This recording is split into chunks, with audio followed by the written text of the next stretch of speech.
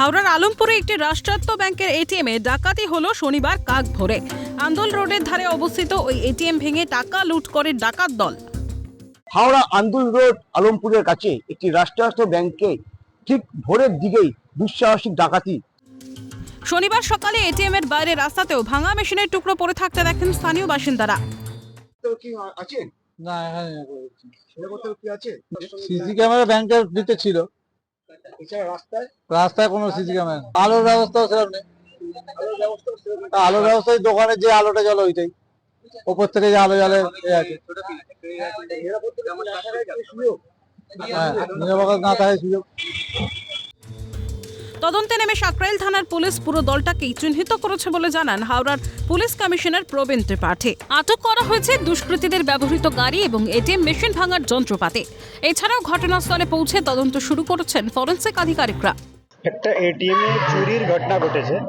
Basically gas cutter দিয়ে ATM এ যেখানে টাকাটা রাখা হয় ওটা কেটে ওখান থেকে টাকা বার করেছে। আর এটা আগুন ধরায়নি, বেসিক্যালি গ্যাস কাটার থেকে ওটা কাটতে গেলে ওখানে কিছু স্পার্ক হয়েছিল, তার জন্য কিছুটা তার পড়েছে। আমরা তারপরে সিসিটিভি ক্যামেরা আর অন্যান্য আমাদের যে সোর্স আছে তাদের হেল্প নিয়ে গাড়িটাকে ফিক্স আপ করা গিয়েছে। তারপরে গাড়ি রিকভারি হয়েছে, গ্যাস কাটার আর অন্যান্য ইকুইপমেন্ট পাওয়া গেছে। গ্যাংকে আমরা মোটামুটি ফিক্স আপ করেছি, আশা করি খুব শীঘ্রই আমরা ধরব। নদিয়ার শান্তিপুরেও আরেকটি রাষ্ট্রায়ত্ত ব্যাংকের এটিএম লুটের চেষ্টা করে দুষ্কৃতীরা। এলাকাবাসীরা জানিয়েছেন এদিন ভোর 6টা নাগাদ ডাকঘর মোড়ের ওই এটিএম এর পাশ দিয়ে যাওয়ার সময় তারা দেখেন এটিএম সেন্টারের দরজা খোলা এবং এটিএম এর একাংশ ভাঙা। মেশিনের স্ক্রু ছড়িয়ে ছিটিয়ে পড়ে রয়েছে চারিদিকে।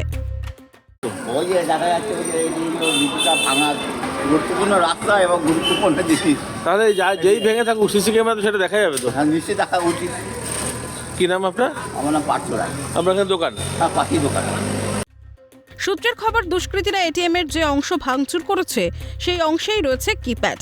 এটিএম ভাঙার সময় আদৌ ব্যাংক কর্তৃপক্ষের কাছে খবর পৌঁছয় কিনা কিংবা সিসিটিভি ফুটেজ যা ব্যাংকের সঙ্গে যুক্ত সেই মারফতও কোনো খবর পাওয়া যায় কিনা তা জানা যায়নি।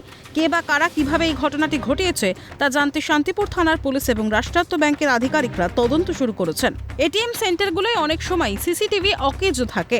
এমন ঘটনাও ঘটেছে যেখানে সিসিটিভি চাপা দিয়ে লুটপাট চালিয়েছে দুষ্কৃতীরা। অনেক এটিএমে আবার নিরাপত্তা রক্ষী থাকেন না, আর যেখানে থাকেন সেখানে নিরাপত্তা রক্ষী থাকেন নিরস্ত্র। কখনো এমন খবরও মিলেছে যেখানে নিরস্ত্র একাকী নিরাপত্তা রক্ষীকে কাবু করে এটিএম লুট করেছে চোরের দল। কিভাবে এই সমস্যা সামলানো সম্ভব তা নিয়ে বিস্তারিত আলোচনা প্রয়োজন বলেই মনে করছে সাইবার বিশেষজ্ঞ মহল। দেবকুমার দেও এবং প্রসেনজিৎ বিশ্বাসের রিপোর্ট, ক্যালকাটা নিউজ।